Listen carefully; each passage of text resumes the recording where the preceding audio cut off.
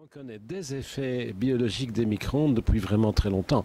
En tout cas, avant, par exemple, la guerre de 1940-45. On a d'ailleurs,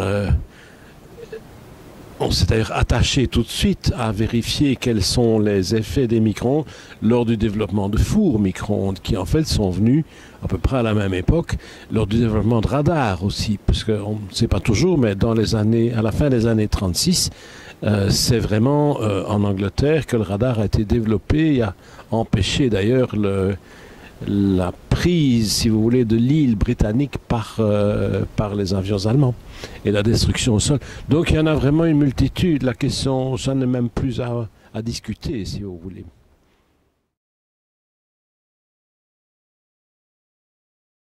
La question principale n'est donc pas la discussion ou la mise en question du nombre d'effets biologiques. La question est de savoir quels sont les effets biologiques qui sont éventuellement pathogènes, qui ont donc des effets sanitaires. Et donc là, depuis un certain temps, on se préoccupe assez fort de savoir s'il y a des effets de cancer. Le délai est un petit peu court, puisqu'en gros, on a installé le GSM en janvier 1994 en Belgique. En gros, ça s'est fort développé dans les années 97, 98, 99, disons 2000. Il faudrait quand même attendre au moins 2020 avant de pouvoir en parler. Par contre, il y a toute une série de mesures qui ont été faites sur des rats de laboratoire. Et donc là, on a constaté que des rats exposés à niveau relativement fait, mais pendant longtemps. Donc par exemple, la moitié de leur vie, ce qui ferait à peu près 40-45 ans pour un être humain, exposés à faible niveau et pendant leur demi-vie, après cela, ils perdent la mémoire. Et c'est donc un effet qui est un effet rémanent, semble-t-il.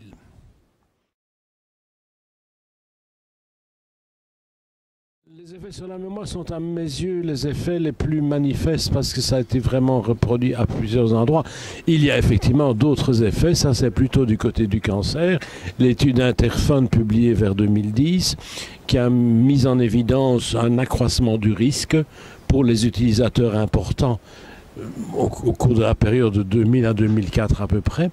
Et il y a une étude toute récente qui vient de sortir il y a quelques jours par une équipe française qui met aussi en évidence une multiplication par à peu près 4 du risque de cancer, de certains cancers de cerveau pour des utilisateurs importants de GSM. Oui, il y a une série d'effets maintenant mesurés. Il n'y a pas de consensus, mais on va de plus en plus vers l'évidence qu'il y a des effets qui sont à prendre en considération.